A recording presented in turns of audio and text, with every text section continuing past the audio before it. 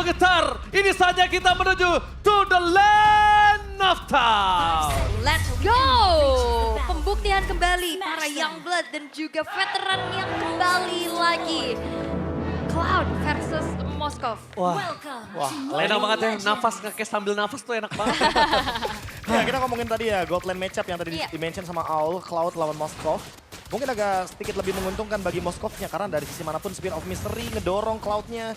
Sehingga Cloudnya terkena freeze terhadap minion, gak dapetin last hit, itu bakal menguntungkan Kenziski. Tapi yang aku suka sih kondisi dari Gops dia dengan power glue-nya Ule. Karena memang kayak bener-bener megangin banget arannya ya. Karena kayaknya sekarang EXP sangat-sangat impactful, apalagi di setup turtle pertama. Dan bahkan kalau aku bilang impactful, kalau nggak karena EXP yang menang dan dia bisa menangkan rotasi mid lane-nya, jujur, bot lane tuh tersiksa banget. Ya udah pasti ya. Sebagai saya pemain god laner feeder, itu tersiksa banget. Ya, EXP sangat connecting juga dengan adanya setup di area turtle-nya. Kalau ngomongin emblem, basic common ya untuk glue-nya. Gops ditambah lagi dengan adanya Tenacity, dia bakal sangat super-duper strong nanti di late game-nya juga. Oh, Purple-nya bakal coba di-engage, para pasukan dari tim Geekbomb. Mereka kehilangan Purple-nya kah? Tapi di depan sana para pasukan dari tim Liquid berhasil mencuri satu Purple buff yang sangat mahal dari Maykits. Ini yang mungkin kita pertanyakan. Kenapa memaksakan keadaan menuju ke arah scaling hero juga? Waduh, ini bahaya banget sih. Maykits kehilangan purple buff pertamanya, Prof. Ini bakal patah banget pattern farmingnya. Udah pasti ya, dan akan sangat mudah sekali untuk Joe sebagai Fanny mendapatkan turtle pertama, ditambah lagi dengan level 5 yang lebih mudah juga. Even Maykits dia belum dapatkan shadow kill. Oh my god, terlalu jauh untuk head to head turtle yang pertama. Jauh banget. Walaupun kita ngomong kondisi Fanny bakal punya purple yang diambil terlebih dahulu sebelum ke arah turtle. Tapi lihat, ini benar-benar perbandingan yang sangat jauh. Ngomongin Karabaksha di early game. Untuk saat ini, belum ada yang bisa numbangin dia. Ini Widdy bakal bebas banget untuk zoning out tuh. Dan PR ya, apalagi di belakangnya Widdy ini ada Yehezkiel yang bisa memberikan continuous damage secara konstan, Prof. Ya. Gak harus punya item.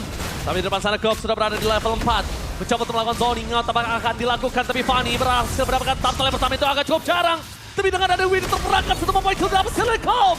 First blood di tangan Kickfab. Kembalikan kembali keadaan sudah dipegang oleh tim Liquid. Perpasukan dari tim Kickfab. Akhirnya Gobs kembali menangkap Aran. Sayangnya Flicker membuat Gobs tertahan di depan sana. Masih coba ditahan. Poking damage yang terjadi. Mundur ke belakang. Joe terbit. Tapi nampaknya perpasukan dari tim Kickfab. Mereka bakal membuat Gobs menjadi tumbal. Apakah ada pertukaran? Karena retribution dari Joe masih ada. Retribution from Joe. A takeover. Tackle. Berhasil mendapatkan tackle pertama dan bahkan kehilangan Maykits. 3 point kill dari Liquid. Wow, keuntungan besar untuk tim Liquid ID. Mereka dapetin point kill, mereka dapetin turtle juga kontes yang akhirnya dimenangkan secara level juga. Oleh Joe dengan on point, Profesor KB. Iya, kita bisa melihat juga ya bagaimana targeting yang dari tadi terjadi. Dan terutama ketika Gobsnya tumbang terlebih dahulu.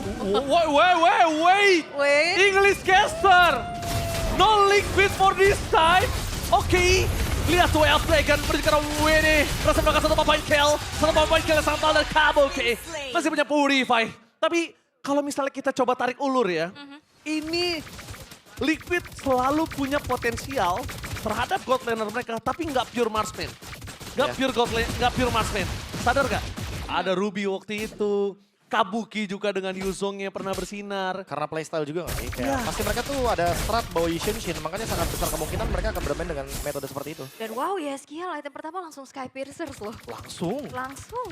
Oh mungkin karena tadi ya snowballing di early game-nya ketika Widdy mendapatkan purple buff. Itu menandakan kalau mereka harus benar-benar bisa menangkan early game-nya. Dan juga life band effect dari Tortoise Poison ini juga menolong sedikit ya. Jadi nggak perlu glowing one mungkin Nggak untuk perlu. item pertama. Betul banget. Iya. Tapi ya mungkin minim damage aja. Tapi untuk ngomongin eksekusi, Yehezkiel bakal punya hal tersebut dengan efek dari Sky Pierce. Ya ini salah satu mid laner caster kita juga suka kalau misalnya KB pakai Baksya itu alasannya.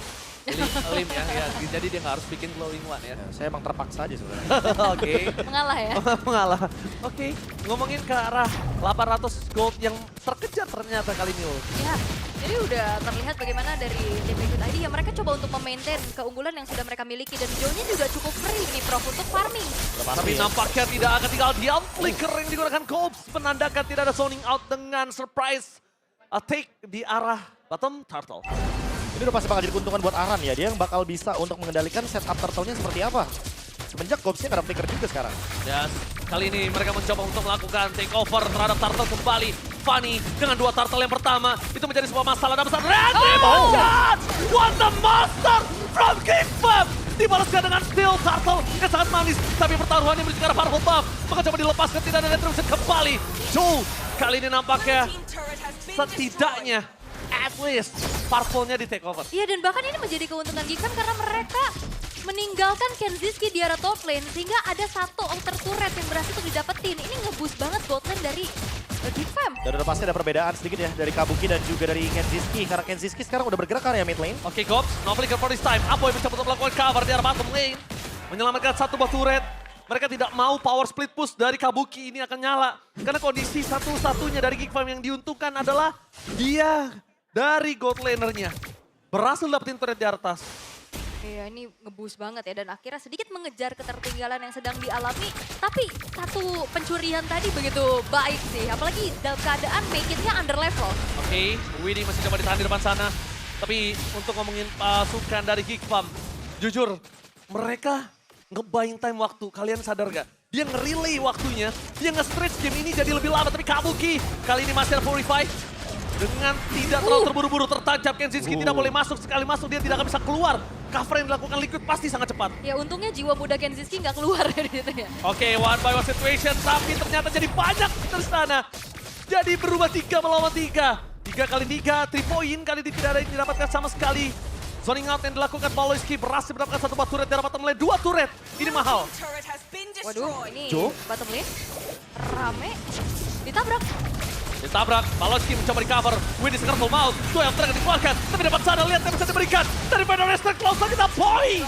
Dengan arah dari target kedua.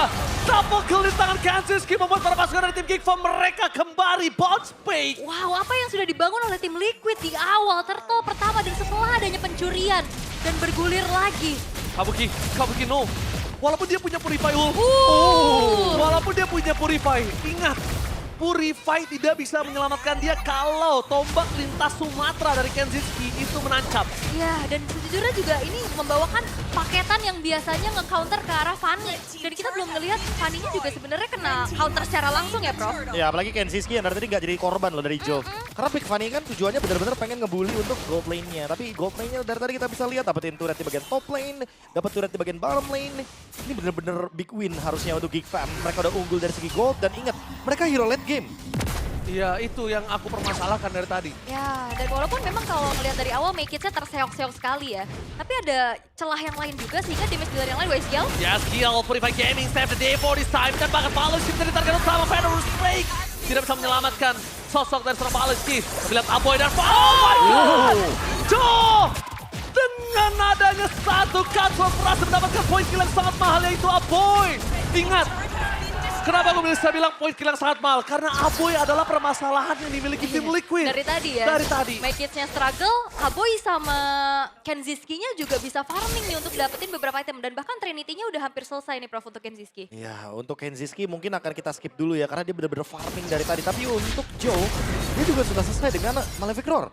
Dia harusnya untuk targeting ke arah Aboy akan sangat mudah sekali. Tinggal gimana caranya Widdy bisa open vision biar Aboy-nya kena pressure sedikit. Dan Joe nanti bakal execute di sana. Oke, game ini di-relay oleh Baloyski semaksimal mungkin. Di stretch gimana caranya Aboy dan juga Kenzie dan juga Mekis itu punya powernya. Karena early game yang dipegang Liquid itu benar-benar ngebuat defense sebenarnya nggak terlalu punya power. Cuma beberapa permainan agresif dari Geek Farm memaksa menuju ke Kabuki. Win of Nature dipotong oleh Mekis. The Monster Maker dari Baloyski. Kali ini di depan sana Winnie gak bisa bertahan dengan cukup banyak karena Kenziski dengan Trinity Swift yang dimiliki membuat mereka mencoba untuk melakukan kontes. Coba mengadu menuju ke Purple. Retribution di start point. Tidak ada retribution di saat lot muncul. 4 versus 5. Wow, ini akan menjadi informasi yang cukup penting. Dan apakah Geek Farm nantinya akan memanfaatkan waktu di saat Joe-nya nggak punya retri? Kayaknya bakal dengan formasi 3-2 sih. Aboy! Aboy! Termakan oleh Joe untuk kedua kalinya. Wah. Dan satu advice untuk Aboy, kalau dari saya pribadi, gak boleh muncul di map. Ya, ini targeting yang bagus banget ya. Dari Joe-nya 1v1. One by one situation, tapi tercolok kill dari bottom lane dan shutdown. Joe harus tumbang di hadapan Mekits. monster dari Geek Farm ternyata masih berkuasa di atas rookie dari tim Liquid. Atau itu adalah overheating ya dari Joy ya. Setelah mendapatkan Aboy, dia hype. Tapi ternyata ketika 1v1, dia nggak punya counter, dia nggak ready untuk 1v1 dalam keadaan seperti ini. Tim Liquid ID dirugikan. Untuk kali ini Profesor, gue nggak bisa bilang dia salah karena ini the both way of Dragon menuju ke arah seorang WD. Federer Strike ke arah belakang membuat dia skill harus zoning out. Terperangkap dengan damage yang maksimal. Membuat Widdy nggak bisa bertahan, tapi lihat Aran. Dan blazing Red from Kabuki. Berhasil memporak-porandakan Geek Farm. Membuat para pasukan dari tim Geek Farm. Mereka mendapatkan poin kill yang sangat banyak. 2 poin kill berbanding 1. A blazing duet from veteran Kabuki. Unggul jumlah ngebuat dari tim Liquid ID kali ini menguasai area dari Lord. Akankah ada satu pencurian lagi yang bisa diupayakan oleh Make It? Yakinkah mulai masuk dengan adanya Spear of Distraction ke arah belakang. Lanjut, the power of retribution. Dan Geek Farm, the King Player, men-take over Lord. Memusnahkan tim Liquid yang sudah memegang Lord di depan mata. Wow. Ini tensinya tinggi banget dan semua terjadi begitu cepat. 3v4 situation clutch yang menarik dari Geek Farm. Dengan adanya SOD ditambah dengan Gobs yang memang targetingnya langsung karena dari YSKL. Dan sekarang The King's Player dipaksa di arah belakang. Fokus menuju ke arah surat Federer yang dikeluarkan. Clear minion sangat cepat. Mereka mau masuk di 3 lane. Di atas dikontrol oleh Make It. Ke bottom lane dikontrol oleh Kenziski. Di tengah Gobs yang mengontrolnya, Ul. Wah ini temponya sih bener-bener tinggi banget ya. Seketika keadaan berbalik lagi buat Geek Fam. 4.000 gold. 4.000 dan bagaimana juga turret-turret ini sangat-sangat mudah untuk dihancurkan. Semenjak dengan hadirnya juga Kenziski yang belum tersentuh sama sekali. Dia belum menjadi targeting dari tim Liquid, Prof. ya dari awal ya, dia nyari space-nya luar biasa. Dan yang tadi Ranger Mas bilang kalau misalkan Baloy berhasil untuk ngebeli waktunya. Iya, stretching game-nya ini. Nge-stretch game. Jadi buat mungkin beberapa orang, nge-stretch game itu mungkin nggak penting. Tapi kalau dia punya 2 scaling power, nge-stretch game itu sangat penting. Dan lihat Kabuki di depan sana, terkena Shadow Kill, menuju ke belakang masih dengan Shadow. Oh, Spear of Distraction body block yang sangat baik dari Aran. What a body block. Hampir ya. Itu body block yang sangat baik. Walaupun sebenarnya Kabuki juga nggak bakal tumbang. Karena dia sangat dekat dengan base-nya. Dan kalau masuk itu pasti udah bakal membalikan keadaan. Cuma di sini yang dari tadi aku mau bahas. Stretch game, nge-relay. Ngebawa game ini sampai menit yang sangat baik untuk hero scaling. Itu cuma bisa dilakukan oleh Roamer. Dan Roamer nggak bisa sendiri. Ya. Dia butuh mid lane dan ternyata koneksi dari roster yang tidak tergantikan. Ini nggak sebohong. Ya, tabrakan lagi. Tabrakan kembali. Spear of History. Terus ke belakang WD. Sonic dari seorang Gog. Terus mendapatkan 1 tapi lihat Make It. Berhasil memotong jalan dari seorang Joe. Tidak bisa terlalu lama di depan memang. Tapi nampaknya Spear of Distraction dihindari. Tombak lintas Sumatera yang tidak kena. Tapi nampaknya Joe masih mau lebih. Aboy menjadi target utama tapi Kenziski sebagai ujung tombak dari Geek Farm menunjukkan batang hidungnya, taringnya yang tajam, membuat Joe akhirnya berpikir 2 kali sebelum cutthroat menuju ke arah Aboy. Ya ini beli waktunya bukan cuma sekedar untuk ngebuat dari mid dan gold lanernya bisa farming. Tapi My Kids-nya juga loh yang tadi patah banget di awal. Bahkan dia sekarang udah catch up banget dengan keadaan. Ya, window-nya kebuka banget ya buat Geek Fam. Jendela yang mereka butuhkan untuk bisa mendapatkan kemenangan jadi semakin lebih banyak. Winter Crown. Kabuki menjawab Shadow Kill, Feather Air Strike. Mungkin dengan serangan balasan ya dengan menggunakan Blazing Duet ditambah dengan Winter. Tapi itulah dia satu-satunya jalan keluar ketika emang lawannya adalah Hayabusa kebetulan. Ya, Hayabusa dan Aboy lebih tepatnya. Karena Farsha ini kalau 2 kali tetes dan ada Blazing Duet deket dia memang sama-sama mati. Tapi itu kan ngerugiin untuk Liquid. Yang dia depending on Cloud, jujur. Depending on Cloud saat ini. Joe-nya soalnya udah lumayan susah nih ya buat nyari-nyari point kill ya. Powernya udah sedikit agak menurun juga semenjak tadi 1v1 di bottom lane shutdown-nya. Yang akhirnya ngebuat dari Liquid ID harus sedikit menurunkan tempo mereka. Tapi di area dari Lord nih sekarang sudah mulai coba untuk ditarik ulur dan memancing pemain-pemain dari tim Liquid untuk masuk. Ada satu problem yang mungkin belum dituntaskan tim Liquid. Kontrol manajemen laningnya belum bisa mereka pegang. Padahal mereka menggunakan Fanny ke depan sana. Dari Gob bakal coba untuk menuju ke arah Aran. Itu adalah target utama dan Joe membuat Aboy kali ini harus menutup Feather Attack mereka. Free hit ke arah belakang menuju ke arah Spear of History. Wind of Danger dan Joe terkena the Wind of Danger dan Godlike. Blasting Duet from Kabuki di depan sana. Tidak bisa terlalu lama. Lihat Kabuki gak punya Wind of Danger. Dan bakal Kenziski. Monster yang dibuat Maloyski dibangkitkan di hadapan tim Liquid. Dan The Wave the Dragon juga. Tidak banyak bahkan, tapi on point. Dan sekarang Widdy Oke, Winnie bakal coba ditabrak, bakal coba ditumbangkan, looking for wipeout, dan mungkin ini bencana pertama. Ini bencana pertama. Geek Farm take the keyboard. The Monster Maker itself dan Kenziski tampil dengan begitu jauh lebih matang. Tim Liquid early yang mereka dapatkan ternyata belum menjadi jaminan dan bahkan menjadi sebuah hal yang diberikan oleh Geek Fam. Wow. Punya